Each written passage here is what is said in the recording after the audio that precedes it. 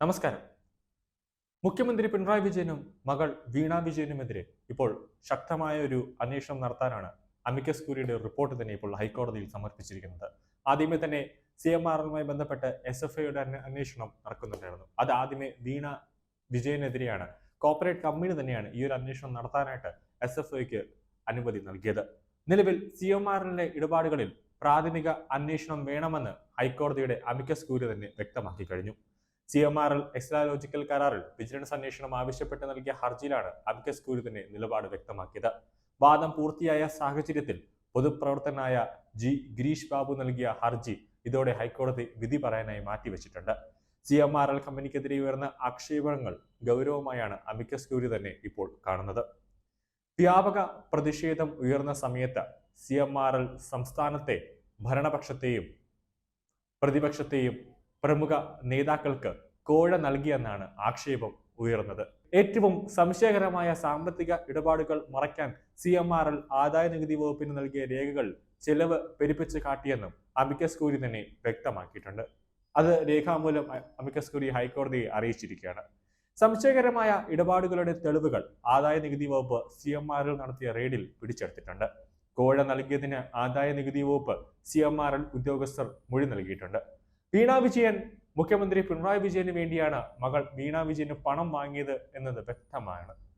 വീണ വിജയന് മുഖ്യമന്ത്രി പിണറായി വിജയന് വേണ്ടിയാണ് മകൾ വീണ വിജയന് പണം നൽകിയതെന്ന് വ്യക്തതയുള്ള ആരോപണമാണ്. ഇതിൽ വ്യക്തത വരുത്തുന്നതാണ് ഇൻകം സെറ്റിൽമെന്റ് ബോർഡിന് മുന്നിലെ മൊഴികളെന്നാണ് അമിക്കസ് ക്യൂറി തന്നെ ഹൈക്കോടതിയെ അറിയിച്ചിരിക്കുന്നത്. എസ്ട്രാലോജിക്കൽ നൽകിയ സേവനത്തെക്കുറിച്ച് CMRL ഉദ്യോഗസ്ഥർക്ക് ഒരു ധാരണയുമില്ല. സേവനത്തിൽ വ്യക്തത ഇല്ലെന്നാണ് CMRL ഉദ്യോഗസ്ഥർ ഇൻകം സെറ്റിൽമെന്റ് ബോർഡിന് മുമ്പാകെ അറിയിച്ചിരിക്കുന്നത്. വ്യക്തതയില്ലാത്ത മറുപടി നൽകിയതിനാൽ വീണയ്ക്കെതിരെ SFIO അന്വേഷണം നടത്തുന്നതും അമിക്കസ് ക്യൂറി തന്നെ വ്യക്തമാക്കിയിട്ടുണ്ട്. ബാർ ഉടമ ബിജു രമേശ് മാധ്യമത്തിന് നൽകിയ വെളിപ്പെടുത്തലിന്റെ അടിസ്ഥാനത്തിലാണ് ബാർ കോഴയിൽ അന്നത്തെ ധനമന്ത്രി KM മാണിക്കെതിരെ പ്രാഥമിക അന്വേഷണം വിജിലൻസ് നടത്തിയത്. അതേ രീതിയിലുള്ള ഒരു അന്വേഷണം ആണ് CMRL ഇടപാടുകളിൽ പ്രാഥമിക അന്വേഷണം ആകാമെന്ന് അമിക്കസ് ക്യൂറി തന്നെ നിലപാടെടുത്തത്. CMRL നടത്തിയ ഇടപാടുകളിൽ കുറ്റകൃത്യമുണ്ടെന്ന് തെളിഞ്ഞാൽ FIR രജിസ്റ്റർ ചെയ്യാം. കുറ്റകൃത്യമില്ലെന്ന് പ്രാഥമിക അന്വേഷണത്തിൽ തെളിഞ്ഞാൽ വിഷയം ഇവിടെ തന്നെ അവസാനിക്കും. ഗിരീഷ് ബാബുവിന് ആവശ്യമായ തെളിവുകൾ മൂവാറ്റുപുഴ വിജിലൻസ് കോടതി ഇതോടകം നൽകി കഴിഞ്ഞു.